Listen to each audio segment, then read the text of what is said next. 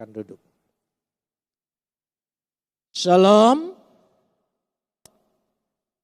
Pagi hari Minggu ini kita akan membaca bersama-sama yang terambil dari 1 Samuel pasal 17 ayat 40 sampai ayat 58. Dan jemaat yang ada di rumah-rumah boleh juga segera membuka Alkitabnya, yaitu dari 1 Samuel pasal 17 ayat 40 sampai 58. Sekali lagi, 1 Samuel pasal 17 ayat 40 sampai 58.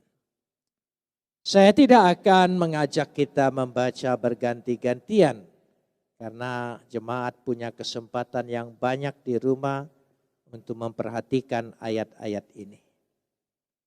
Lembaga Alkitab memberikan judul dalam perikop ini, perkelahian Daud dengan Goliat. Saya memberikan judul pertempuran Daud melawan Goliat. Kisah Daud melawan Goliat sudah begitu populer di kalangan umat Kristen. Bahkan berbagai pembahasan menjadi sumber inspirasi bagi yang lemah melawan yang kuat. Dan saya juga percaya berbagai khotbah sering membahas pokok pembahasan ini. Apalagi saat-saat kita menghadapi bahaya virus corona yang merebak ke seluruh dunia.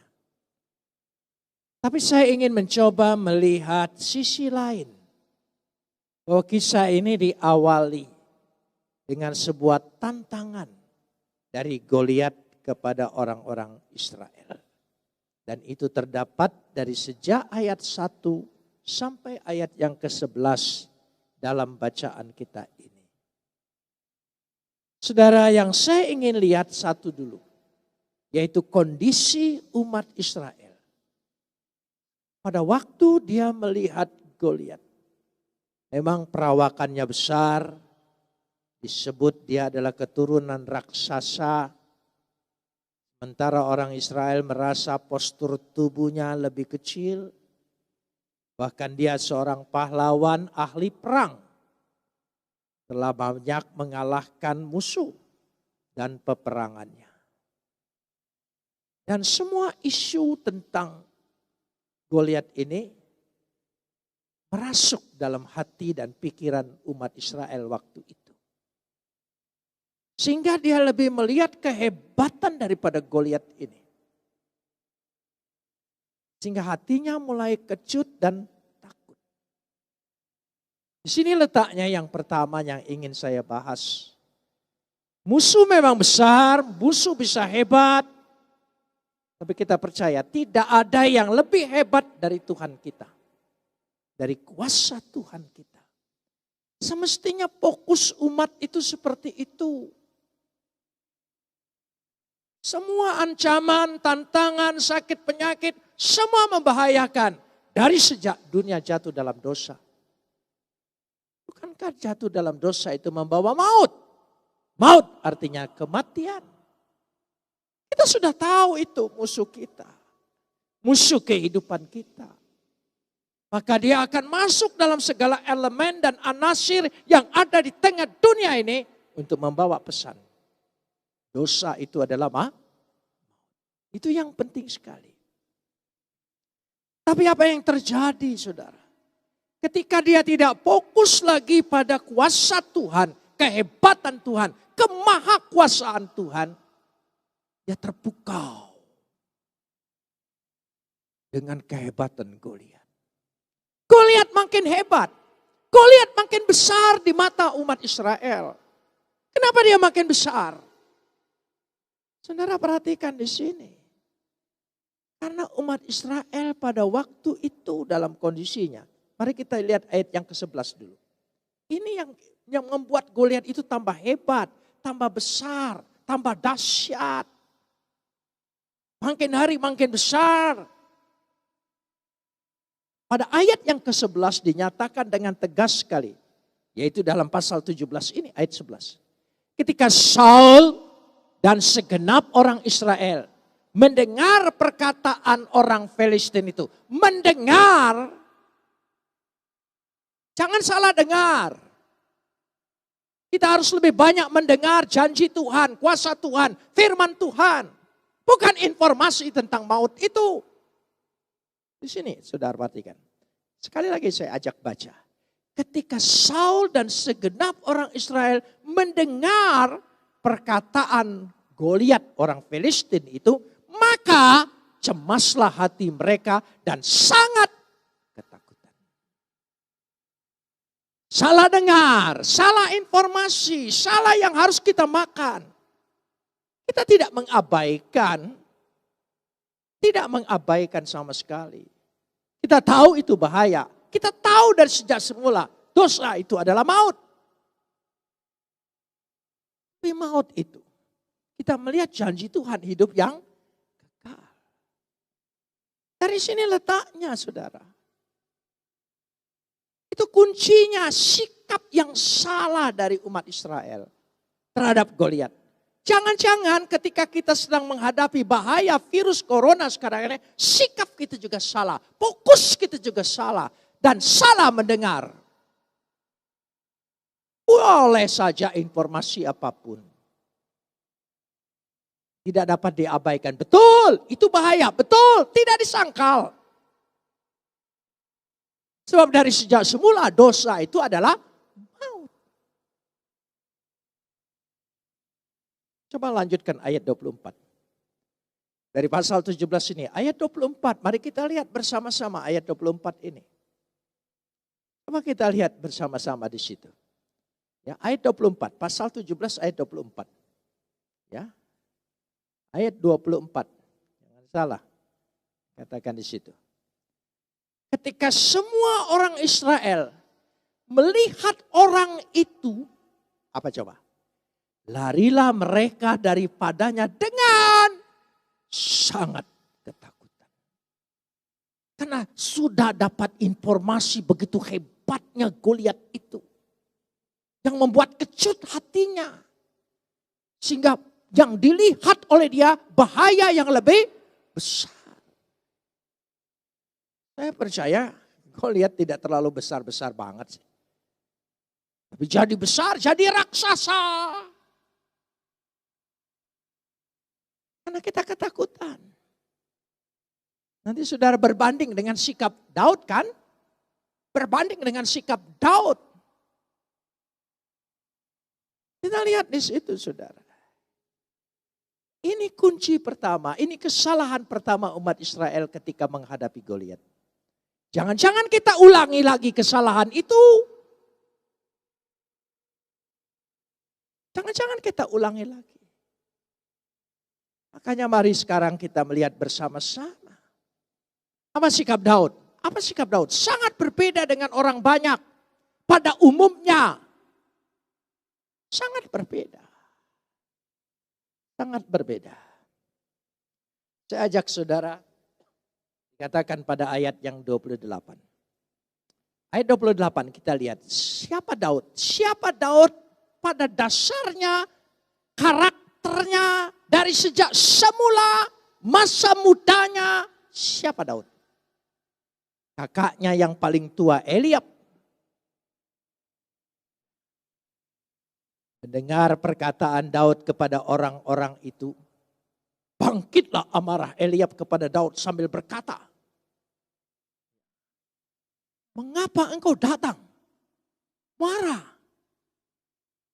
Karena tidak sama dengan observasi, analisa tentang Goliat. Daud berkata tidak melihat Goliat. Engkau tidak lihat, engkau hanya lihat hati dan keberanianmu. Eliab marahi Daud adiknya. Dan pada siapakah kau tinggalkan kambing domba yang 2-3 ekor itu di padang gurun? Memang Daud sengaja datang ke tempat pertempuran. Pertempuran, sekali lagi pertempuran.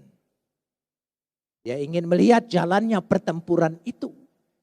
Sambil alasan mengantarkan makanan buat kakak-kakaknya yang sedang di tengah medan perang. Daud ingin tahu. Dia tidak hanya ingin dengar-dengaran tentang itu. Dia ingin melihat fakta dan kenyataan. Dan ketika dia lihat, dia tidak melihat kehebatan Goliat. Dia melihat janji Tuhan yang begitu berkuasa. Coba perhatikan, apa sifat Daud? Kata kakaknya. Tentu kakaknya kan lebih kenal dari sejak kecil siapa adiknya. Karakternya dia kenal. Aku kenal sifat pemberanimu. Jawabannya saudara, penilaian jelas tidak salah. Aku kenal sifat pemberanianmu. Zedonha. Dalam bahasa Ibrani. Bukan pemberanian saja. Rasa percaya dirimu yang sangat besar. Rasa percaya diri. Itu penting sekali. Itu yang harus dimiliki oleh kita. Sebagai manusia. Jangan bicara iman dulu. Sebagai manusia. Kita harus punya rasa percaya diri. Kalau kita tidak rasa percaya diri. Siapa lagi yang percaya pada diri kita? Kita sendiri tidak percaya dengan diri kita. Bagaimana orang lain bisa percaya dengan diri kita? Bukankah itu diawali dari diri kita sendiri? Zedon. Terjemahkan dalam lembaga Alkitab. Dan kejahatan hatimu. Ro'a leva feha. Leva feha.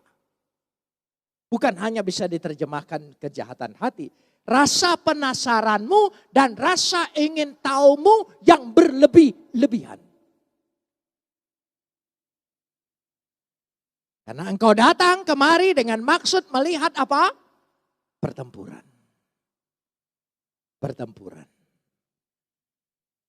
Saudara, saya lebih senang ketika kita menghadapi virus corona ini. Ini adalah pertempuran kita. Pertempuran umat manusia terhadap virus. Terhadap bahaya kehidupan umat manusia secara menyeluruh. Saya senang itu.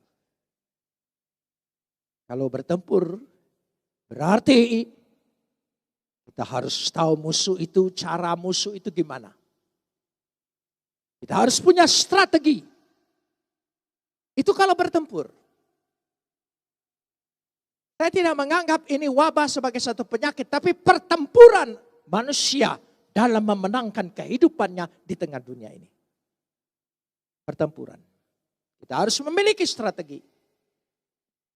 Saya ingin bicara dulu itu. Strateginya adalah kita tahu musuh ini. Ya, wabah ini tidak kelihatan. Cara bekerjanya, cara menyebarnya. Sungguh kita tidak tahu kapan, bagaimana, dan kepada siapa caranya. Berarti dia cara tersembunyi seperti panah api setan yang beracun itu yang beredar di tengah malam dalam kesembunyiannya. Alkitab memberitahu itu. Dan dia bergerak secara sporadis. Tidak hanya satu desa, satu kota, satu lokasi. Berarti dia bergerilya. Bergerilya.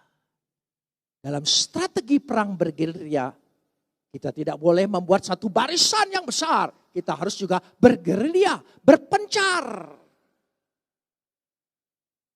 Bersembunyi. Sampai musuh itu kewalahan menghadapi kita. Bukankah semua strategi ini sudah dilaksanakan? Dalam satu strategi itu, dalam pertempuran, harus punya satu komando. Satu komando. Yang harus kita patuhi. Taati komando ini. Supaya kita bisa memenangkan pertempuran ini. Yaitu pemerintah bagi kita. telah memberikan komando kepada kita apa yang harus kita lakukan. Dari situ. Saya mendapat informasi tentang virus ini dari ahli virus. Walaupun saya tidak berbicara sebagai ahli tentang itu. Tapi saya mengutip pernyataannya. Virus ini tidak berterbangan di udara, tidak. Dia menyebar lewat media, air, kelembapan dan dingin. Dan virus ini kalau dia masuk keluar udara, itu masa hidupnya hanya 10 detik. 10 detik. Berarti jaraknya dari 10 detik itu harus minimal 1 meter. Tuh ini jelas. Dan virus ini tergantung kita. Kita mau perpanjang masa hidupnya, masa penyebarannya, itu bergantung dengan kita. Disiplin atau tidak kita terhadap langkah-langkah yang diambil oleh pemerintah untuk mengkomando rakyatnya melawan virus ini. Dia bisa cepat, dalam tempo 2 minggu selesai penyebarannya. Asal kita tidak menjadi medianya. Jangan-jangan kita memperpanjang virus ini karena kebodohan kita sendiri dan ketidaktahuan kita sendiri dan ketidaktaatan kita sendiri dalam pertempuran itu. Itu penting sekali. Saya percaya. Kembali lagi pada bacaan kita tadi. Kita tidak ingin lihat situ. Ini sebagai contoh. Supaya kita bisa tahu. Saudara percaya Tuhan sudah pernah menolong kita? Saudara percaya bahwa kita sudah pernah luput dari segala sesuatu dalam hidup ini? Tuhan percaya kepada kita, kita percaya kepada Tuhan yang sudah pernah memberikan kemenangan kepada kita dalam hidup ini.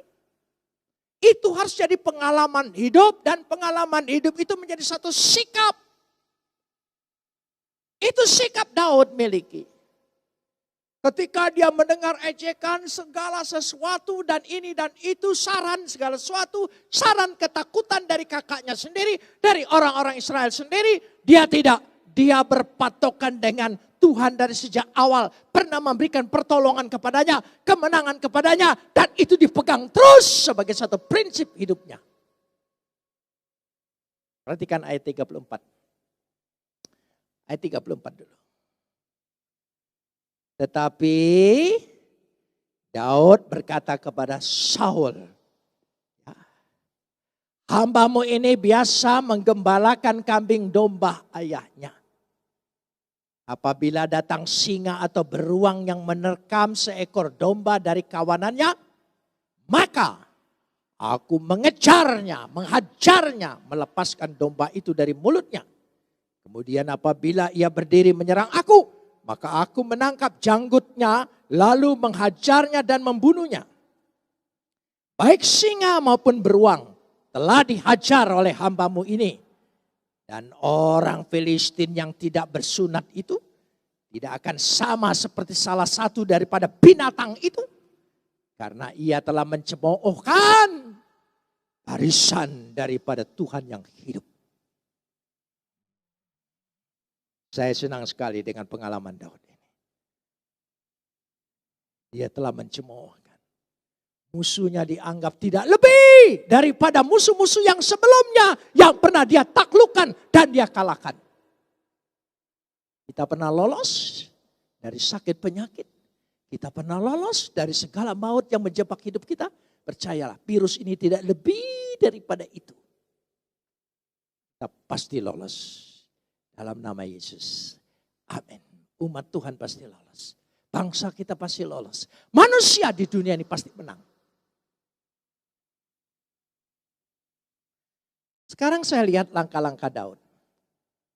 Kembali lagi. Langkah-langkah orang beriman. Langkah-langkah orang beriman ketika menghadapi pertempuran ini. Tadi saya sudah cerita soal strategi secara umum. soal jaga jarak, soal kita harus berhenti dulu berkumpul.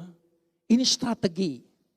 Dan strategi itu tidak ada yang lama dan tidak ada yang abadi sampai kita melihat kemenangan itu.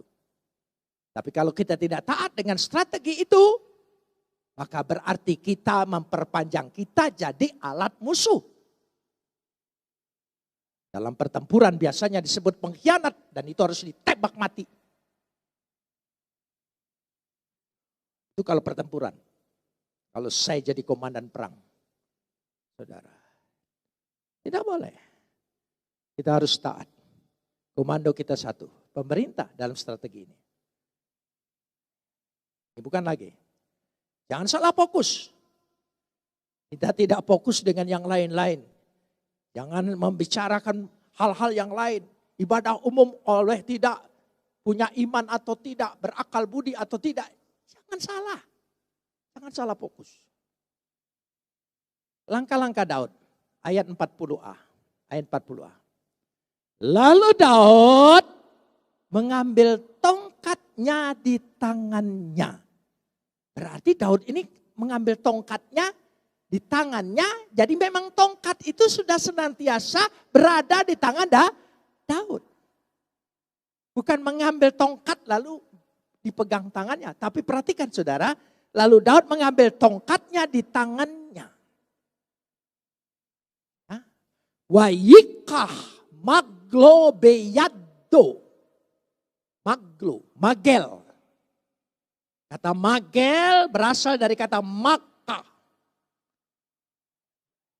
Artinya mengusir dengan kekuatan menaklukkan. Usir dengan kekuatan menaklukkan dengan tongkat ini. Berarti tongkat ini pernah dipakai untuk menaklukkan. Dia pegang lagi dan dia pegang terus. Memang itu tongkatnya. Di situ kekuatannya. Makanya Daud bisa menulis Mazmur 23 ayat yang keempat. Kenapa dia bisa menulis? Ini bukan teori. Ini pengalaman iman. Coba. Mazmur 23 ayat 4. Mazmur yang populer bagi kita. Sekalipun aku berjalan dalam lembah kekelaman. Ini kita sedang berjalan dalam lembah kekelaman. Aku tidak takut bahaya. Sebab engkau besertaku. Tolong sambung. Gadamu dan tongkatmu. Tongkat Tuhan. Kuasa Tuhan. Yang senantiasa jadi andalan Daud. Dipegang. Karena itu nanti dia akan berkata. Kamu mendatangi aku dengan segala macam. Aku mendatangi atas nama Tuhan yang Maha Kuasa. Tidak salah. Lanjut ayat 40 lagi. Ayat 40a tadi, sekarang ayat 40b. Dipilihnya dari dasar sungai batu yang licin dan ditaruhnya dalam kantung gembala itu dan dibawanya. Dipilihnya dari dasar sungai 5 batu yang licin. Perhatikan saudara. Wayikhar lo lamisha haluke. Afanim min hanahal. Kenapa tidak 6? Kenapa tidak 7? Kenapa tidak 10? Kenapa 5? Angka 5 bagi orang Israel menunjukkan kitab Taurat. Firman Tuhan. Firman Tuhan. Kenapa 5? Karena 5 ini angka melambangkan tentang firman kitab Taurat, firman Tuhan. Firman Tuhan. Karena itu baca firman Tuhan, dengar firman Tuhan. Jika hati kita kecut, jika kita hati cemas, penuh ketakutan mendengar berita dan ini kita lawan dengan baca firman Tuhan. Janji Tuhan pemeliharaannya sempurna. Bagaimana cara kita menghilangkannya? Jadi dia ambil 5 batu yang licin di atas dasar sungai. Sungai adalah aliran air sungai. Aliran air sungai. Sebetulnya harus dimasukkan aliran. Batu yang licin karena aliran air sungai. Kan aliran air sungai itu yang membuat batu itu menjadi licin. Orang Yahudi selalu menyebut aliran sungai dengan sebutan air yang hidup. Siapa air yang hidup? Yesus. Akulah air yang hidup. Itu sesuai. Saya tidak mengada-ada. Inilah yang menjadi kepercayaan orang Yahudi. Perjanjian lama yang juga dipindahkan menjadi kepercayaan kita. Air yang hidup. Dan mengapa dia mengambil salah satu dari batu itu? Coba. Mengapa dia mengambil? Dia ambilnya sebuah batu dari dalamnya. Kenapa tidak lima-limanya? Diumbannya. Maka kenalah dahi orang Filistin itu. Saya mengutip. Menurut Agustinus, hal ini menggambarkan bagaimana Yesus melawan cobaan iblis. Dia mengambil salah satu dari kelima kitab Taurat, yaitu kitab Ulangan. Artinya jika hatimu kecut, takut dengan musuh itu, baca firman Tuhan. Ambil ayat itu jadi peganganmu. Percaya, amin. Itu menaklukkannya. Di situ letaknya. Jadi inilah. Supaya kita tahu, kita kembali pada firman Tuhan. Secara umum kita tahu, oke. Secara iman kita berpegang terus pada firman Tuhan. Percayalah. Jadi mengapa tidak datang kebaktian masing-masing jemaat di rumah? Tidak apa-apa, ini masa strategi kita. Secara perang gerilya melawan musuh yang sedang bergerilya juga. Anak-anak sekarang kurang tahu tentang pertempuran. Tapi orang-orang lama saya masih sempat mendengar cerita tentang pertempuran. Jadi dari situ letaknya. Fokusnya di situ. Jadi tidak usah fokus soal berani atau tidak, beriman atau tidak. Lalu tidak usah saling mencaci. Dia tidak punya hikmat, akal budi. Tidak usahlah, semua berhenti dari situ. Musuh kita satu, virus. Bukan soal tafsir, bukan soal iman, bukan soal kita dengan kita. Bukan soal kitab suci. Musuh kita. Fokus. Musuh senang kalau kita tidak fokus dengan musuh itu. Kita malahan fokus saling menyalahkan satu dengan yang lain. Bukan takut mati, bukan. Saya tidak takut mati, saya takut saya membuat orang mati. Nah itu tolong pikirin. Itu yang saya takuti. Lalu ayat ini, ayat 48. Ya, ayat 4, tadi 46. Ya. Ayat 46, ayat 48 dulu. Ayat 48 dulu.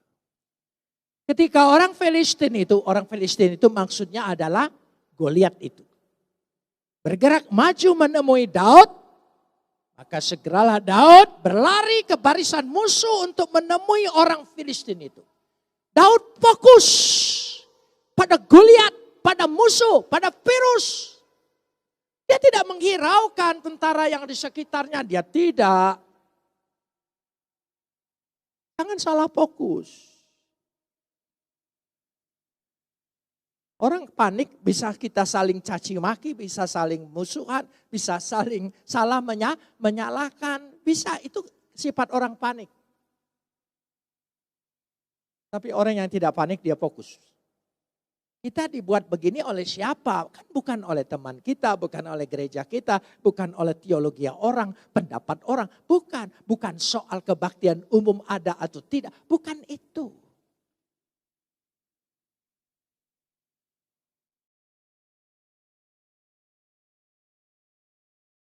Dikatakan di situ.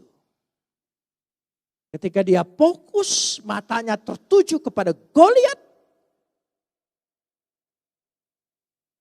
Kenapa demikian? Kita lanjut. Sekarang ini pada ayat 45. Ayat 45. Tetapi Daud berkata kepada orang Filistin itu, engkau dah mendatangin aku dengan pedang dan tongkat dan lembing. Tetapi aku mendatangin engkau dengan nama Tuhan semesta alam. Tuhan segala barisan Israel yang kau tantang itu. Kau tantang Tuhan. Tuhan memberi hidup. Ini pekerjaan si iblis. Ya, kita modern, dia lebih modern lagi. Kita modern, dia selalu mencari selalu pola baru. Kita datang percaya dalam nama Tuhan semesta alam. Amin. Amin. Dari situ letaknya. Aku mendatangi kau. We anohi fa eleha besem Adonai Sebaot.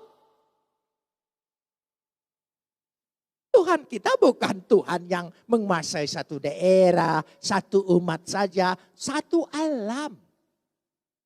Kalau alam itu termasuk makhluk-makhluk yang lain. Virus pun berada di bawah dia.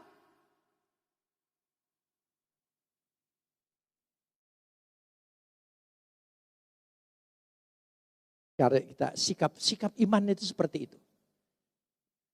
Kalau panik kita rasa kita jadi sasaran.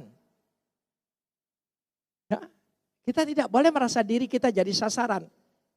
Kita semua menyasar kepada virus itu untuk menghancurkannya. Caranya tadi sudah tahu. Dalam tempo, jarak, ya. Bagaimana kita harus tidak boleh berkumpul sebagai satu barisan, tapi sebagai satu gerilya, masing-masing tinggal di rumah. Dan virus itu akan mati dalam tempo 14 hari. Patuhi itu 14 hari. Kalau tidak dipatuhin 14 bulan. Tidak dipatuhi lagi, habislah semuanya.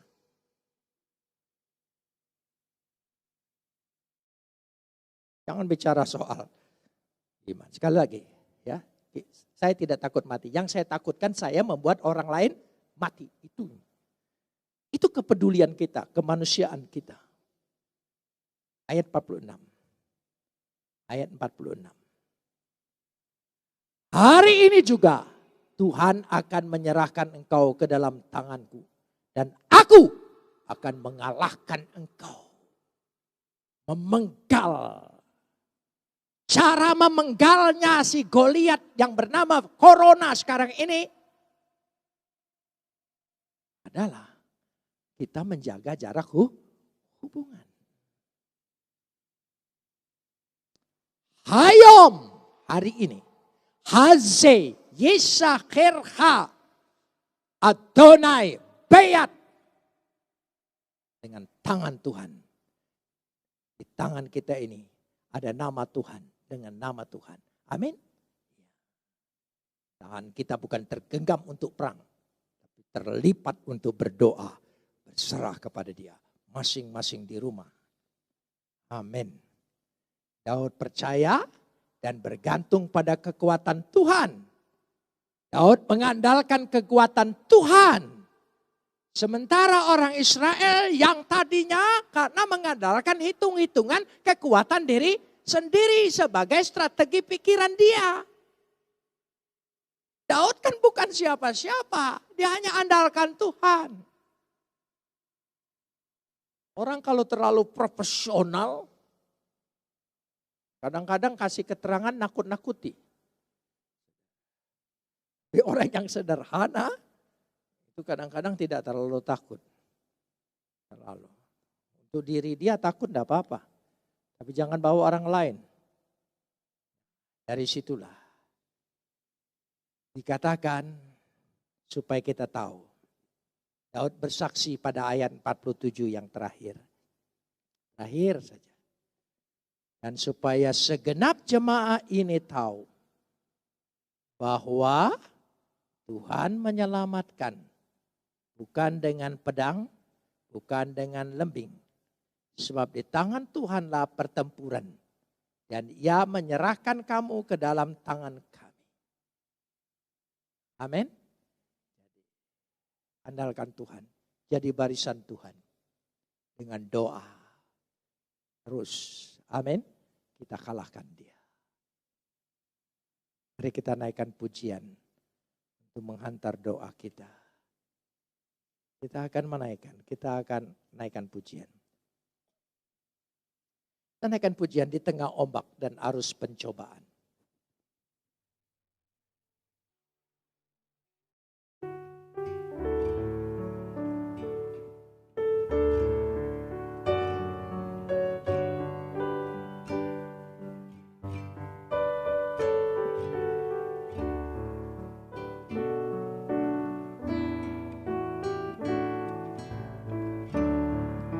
Kehidupan setiap orang.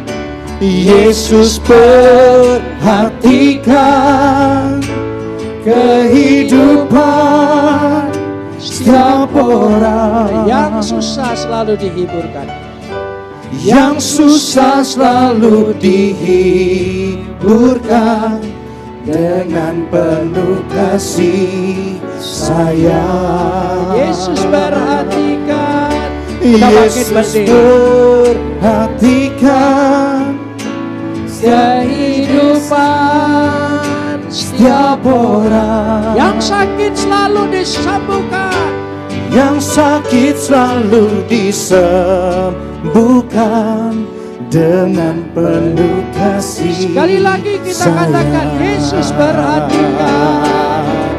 Yesus perhatikan kehidupan setiap orang. Yang susah selalu dihiburkan dengan penuh kasih sayang. Mari perlahan, Yesus perhatikan. Yesus perhatikan kehidupan setiap orang. Yang sakit selalu disembuhkan. Yang sakit selalu disembuhkan dengan penuh kasih sayang. Yesus perhatikan kehidupan setiap orang. Yesus perhatikan kehidupan setiap orang. Yang sakit selalu disembuhkan. Yang sakit selalu disembuhkan dengan penuh Sekali lagi, kasih Yesus perhatikan. sayang. Yesus perhatikan kehidupan setiap orang. Yang sakit selalu disembuhkan. Yang sakit selalu disembuhkan dengan penuh kasih sayang. Terima kasih Bapa. Terima kasih. Terpujilah Engkau, Bapa yang baik.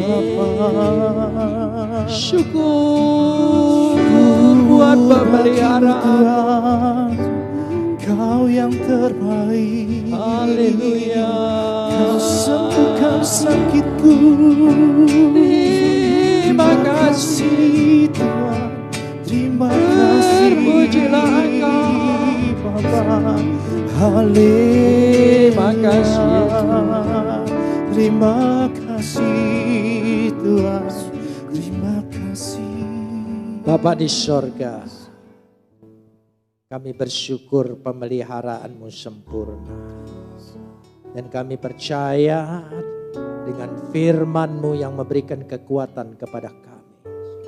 Janji Tuhan lebih kuat dari segala-galanya. Dan kami percaya itu. Kami berserah diri kepada Engkau. Kami percaya Yesus Engkau juru selamat kami. Junjungan ilahi kami. Penebus dosa kami. Tabib di atas segala tabib. Pemelihara kekal kami. Kami percaya Engkau peliharakan umat-Mu yang sekarang sedang berdiri di rumah masing-masing, di mana saja bersama keluarga mereka, lindungi mereka. Jauhkan kami dari segala malapetaka, mara bahaya, dari segala niat-niat orang jahat, dari segala kekuasaan kegelapan, dan dari segala penyakit sampar, dari segala keganasan wabah virus corona. Kami percaya dalam nama Yesus, Kau hancurkan itu semua, halaukan itu semua, jauhkan itu semua. Yang sakit makin sedikit, yang sembuh makin banyak. Kami percaya Engkau kerjakan itu di tengah-tengah bangsa kami, di tengah umat-Mu, keluarga kami masing-masing, bahkan di tengah-tengah dunia ini. Terima kasih Bapa. Kami percaya tangan Tuhan yang kuat itu menggenggam kami, memegang kami, memelihara kami, menaungi kami. Dan kami percaya itu semua Bapa.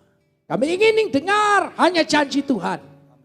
Kami tidak mengabaikan secara akal budi apapun informasi tentang sakit penyakit. Tapi kami tetap takluk dan percaya fokus. Terima kasih Bapa. Karena itu Engkau peliharakan umat-Mu di rumah masing-masing. Dengan masa yang seperti ini, maksud Tuhan jelas sekali. Kami harus bergantung kepada Engkau, makin dekat, menjadi gereja keluarga masing-masing yang begitu kuat, memelihara masing-masing anggota keluarganya. Kasih Bapa, terpujilah buat kesempatan ini.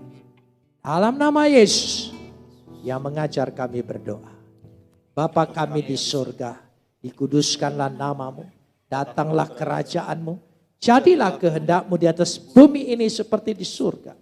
Berilah kami pada hari ini makanan kami yang secukupnya, dan ampunilah akan segala kesalahan kami, seperti kami juga telah mengampuni orang yang bersalah kepada kami.